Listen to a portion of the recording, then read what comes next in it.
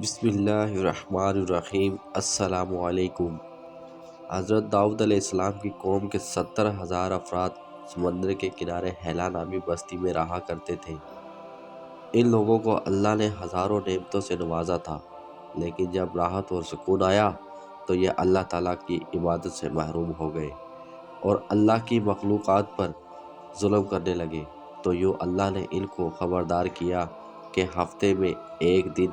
ہفتے کے دن شکار نہ کیا کرو۔ اتوار سے لے کر جمعہ تک جتنا شکار پکڑنا ہے پکڑ لو، لیکن ایک دن اللہ کی عبادت اور مخلوقات کے امن کے لیے رکھ لو۔ تو یوں اللہ نے ان کا امتحان لینا شروع کر دیا اور اتوار سے لے کر جمعہ تک سمندر میں مچھلیاں پکڑنے لگتے تو مچھلیاں زیادہ مقدار میں نہ آتی، اور ہفتے کے دن سمندر کو دیکھتے تو ان کو بڑی بڑی مچھلیاں نظر آنے لگتی۔ ان لوگوں میں سے ایک شخص کو شیطان نے ورگلایا کہ پریشان کیوں ہوتے ہو، میری ترکیب پر عمل کرو، تم شکار سے کبھی محروم نہیں رہو گے۔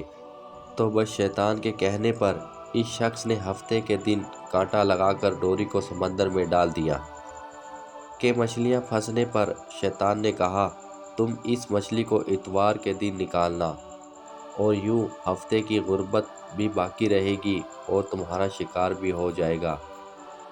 بس شیطان کی بتائی ہوئی ترکیب پر ہفتے کے دن مچھلی پھنسی رہی اور اتوار کے دن نکال کر وہ خوشی سے کھاتا۔ جب آس پاس کے لوگوں نے پوچھا تو ان کو بھی یہی ترکیب بتانے لگا۔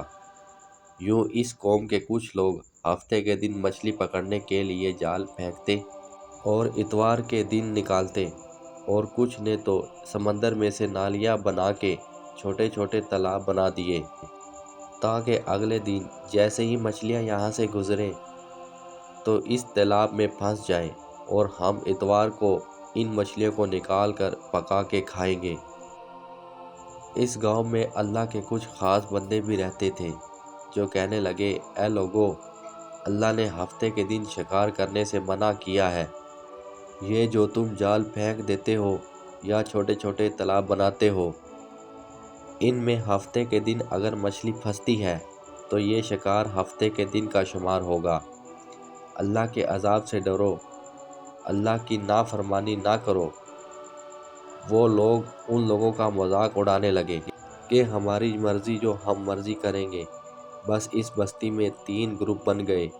ایک گروپ میں 70,000 لوگ تھے جو نافرمان لوگوں کی بار بار اصلاح کرتے، دوسرے وہ جو ان لوگوں سے نفرت کرتے تھے اور خاموش اختیار کرتے تھے، تیسرے وہ جو گمراہ ہو کر اللہ کی نافرمانی کر رہے تھے۔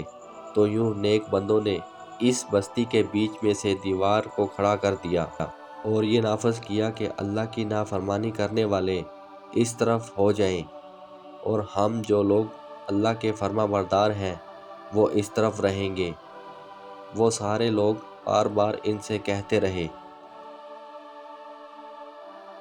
اے لوگو، اللہ سے ڈرو۔ قوم سمود اور قوم لوط کا جو حشر ہوا اس کو یاد کرو، اللہ کی نافرمانی نہ کرو ورنہ تم پر بھی کوئی عذاب آئے گا۔ وہ سارے نافرمان جن کی تعداد تقریباً 12,000 تک ہنستے رہے کہ یہ سب کتابی باتیں ہیں، ہم پہ کوئی عذاب نہیں آئے گا۔ بس جیسے ہی وہ گروہ 2 حصوں میں ہو گیا، ایک وہ جو اللہ کے فرما بردار بندے دیوار کے اس طرف تھے، اور دوسرے جو نافرمان بندے جو دیوار کے اس طرف۔ وہ نافرمان پوری رات ہنستے رہے اور مذاق اڑاتے رہے، اور اللہ کے خاص بندے دیوار کے اس طرف اللہ سے معافی مانگنے لگے۔ بس جیسے ہی صبح ہوئی، وہ نیک انسان اٹھے جنہوں نے دیوار کے اس طرف سے کسی کی آواز سنائی نہیں آ رہی تھی، جیسے ہی دیوار کے اس طرف چڑھ کر دیکھنے لگے، سارے کے سارے لوگ بندر کی شکل میں تبدیل ہو چکے تھے اور بندروں کی حرکت کو انجام دے رہے تھے۔ وہ لوگ دیوار سے بندروں کو دیکھنے لگے تو ان نیک بندوں میں سے جو جس کے رشتہ دار تھے، انہوں نے ان بندروں کو کپڑوں سے اپنے اپنے رشتہ داروں کو پہچانا اور چیخ کر رونے لگے اور اللہ سے معافی مانگنے لگے۔ جب اللہ کا عذاب آتا ہے تو وہ ہو کے رہتا ہے، اور وہ 12,000 جو لوگ بندر بن چکے تھے کچھ بھی کھا پی نہیں سکتے تھے، اور وہ تینوں دن اس عذاب میں آ کر مر گئے۔ اگر ویڈیو اچھی لگی ہو تو پلیز میرے چینل کو سبسکرائب کریں۔